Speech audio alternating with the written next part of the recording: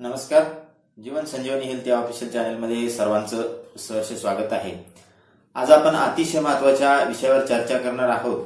तो विषय म्हणजे चहाच्या आधी जर पाणी पिलं तर काय त्याचे इफेक्ट आपल्या शरीरावर होतात याच्याविषयी आपण माहिती पाहणार आहोत. चहा हा पाण्याच्या नंतर 2 क्रमांकाचं पेय असणारं हे सर्वात लोकप्रिय पेय आहे. जगामध्ये सर्वात जास्त पिलं जाणारं हे चहा हे पेय आहे. भारतामध्ये 200 वर्षापूर्वी चहा 200 वर्षापूर्वी चहा घेतला जात नव्हता. परंतु जेव्हा इंग्रज भारतात आले त्यांनी भारतामध्ये चहाचे मळे तयार केले आणि तेव्हापासून भारतीय लोकांना चहा हे पेय आता प्रिय झालेला आहे. आणि भारतीय संस्कृतीमध्ये तर आता चहा हा अतिथीचं स्वागत करण्यासाठी महत्वाचं साधन मानलं जातं. असा हा चहा सर्वांचा आवडतं पेय आहे. चहामुळे तरतरी येते, दिवसभराचा थकवा निघून जातो, चहामुळे आपल्याला ताजतवानं वाटतं. या जरी गोष्टी सर्व बरोबर असतील तरी पण चहाच्या आधी पाणी पिण्याची सवय काही जणांना असते आणि ही पाणी पिण्याची सवय जर असेल तर याचे शरीरावर खूपच घातक परिणाम होतात. काही जणांना उपाशी पोटी चहा पिण्याची सवय असते. सकाळी उठल्यानंतर उपाशी पोटी चहा पिला जातो. बेड टीच्या नावाखाली आपण चहा पितो. पण त्याआधी काही जणांना पाणी प्यायची सवय असते. तर हे चहा पिणं आणि पाणी पिणं म्हणजे सकाळी उठून जर तुम्ही पाणी पित असाल, कोमट पाणी पित असाल किंवा थंड पाणी पित असाल तर चहा पिणे आणि पाणी पिणं याच्यामध्ये किमान अर्ध्या तासाचं तरी अंतर पाहिजे. जर हे अंतर नसेल तर तुमच्या शरीरावर त्याचे घातक परिणाम होतात. कारण चहामध्ये टॅनिन नावाचं जे ऍसिड असतं ते ऍसिड जसं चहा घेत असाल तर त्याचे आणखी परिणाम होतात. कारण आपल्या आतडीमध्ये जठरामध्ये HCl म्हणजे हायड्रोक्लोरिक ऍसिड असतं जे अन्न पचण्यासाठी आपल्याला आवश्यक असतं. ते ऍसिड आणि चहा मधलं दूध यांची रासायनिक अभिक्रिया आपल्या पोटामध्ये होते. पाण्यामुळे ते HCl जे आहे ते पूर्णपणे पाण्यामध्ये मिसळलं जातं आणि चहा त्याच्यामध्ये जाताच त्याच्यावर एक रासायनिक अभिक्रिया होऊन विषारी पदार्थ तयार होतात आणि याचे आपल्या शरीरावर खूप घातक परिणाम होतात.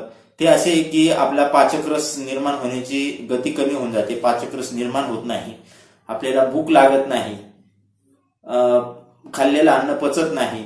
अशा पद्धतीनं हे पाणी आपण जर पित असेल तर हे पाणी अर्धा तासाचं अंतर आपल्या चहा आणि पाणी पिण्याच्या मध्ये पाहिजे. जर हे अंतर आपण नाही ठेवलं तर याचे घातक परिणाम होतात आणि जे विषारी तत्व तयार होतात ते आपल्या जॉईंट मध्ये जातात. जॉईंट म्हणजे गुडघेदुखीची समस्या असेल, चाळेदुखीची समस्या असेल, या समस्या निर्माण होत असतात. तर पाणी आणि थोडंसं पाणी पिऊन लगेच चहा पितो तर हे गार पाणी आणि चहा गरम याचा दातावर खूप मोठा इफेक्ट होतो आणि तुमचे दात हे खूप लवकर पडले जातात, दात किडले पण जातात, दाताच्या मुळ्या ढिल्या होतात. म्हणून पाणी पिण्यामध्ये आणि चहा याच्यामध्ये थोडंसं अंतर ठेवलं पाहिजे. त्यामध्ये सर्वात जास्त कॅफिन असतं, म्हणजे कॉफीपेक्षा पण जास्त त्याच्यामध्ये कॅफिन असतं आणि ज्यांना बीपीचा वगैरे त्रास आहे अशा लोकांनी चहा घेऊ नये.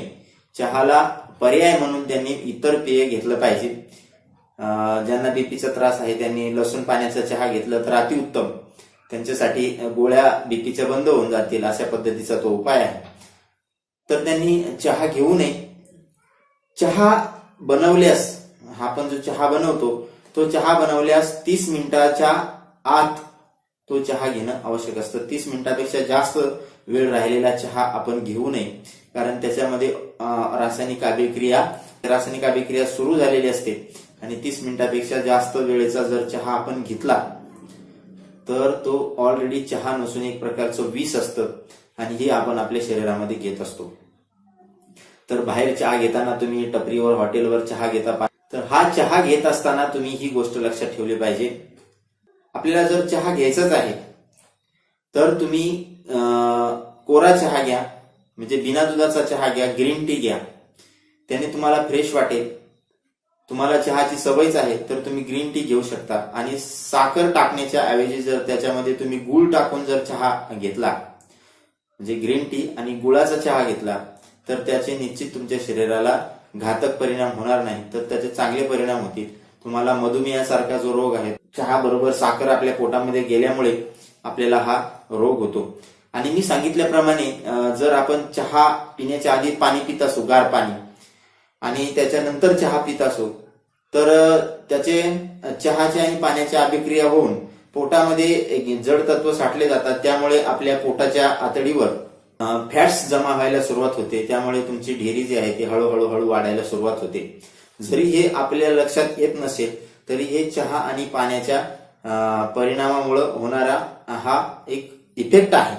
म्हणून चहा आणि पाण्याच्या मध्ये, चहा पिणे आणि पाणी पिणे याच्यामध्ये अंतर आपण ठेवलं पाहिजे. आणखी एक महत्वाची गोष्ट अशी आहे का चहा पित असताना आपण त्याच्याबरोबर मिठाचे पदार्थ खाल्ले नाही पाहिजे. काही जणांना चहा बरोबर खारी खाण्याची सवय असते, विविध प्रकारचे बिस्किट खाण्याची सवय असते. तर चहामध्ये त्याच्यामध्ये जर मीठ असेल, मिठाचा पदार्थ असेल, तर तो अवश्य आपण वर्ज्य केला पाहिजे. कारण चहा बरोबर जर मिठाचे पदार्थ खाल्ले तर त्याने आपल्या शरीराला आणखी घातक परिणाम होतात. म्हणून चहा पिणे आणि पाणी याच्यामध्ये अर्ध्या तासाचं अंतर तुम्ही मेंटेन केलं पाहिजे. तुम्हाला याचा प्रयोग करून बघायचा असेल तर तुम्ही करू शकता.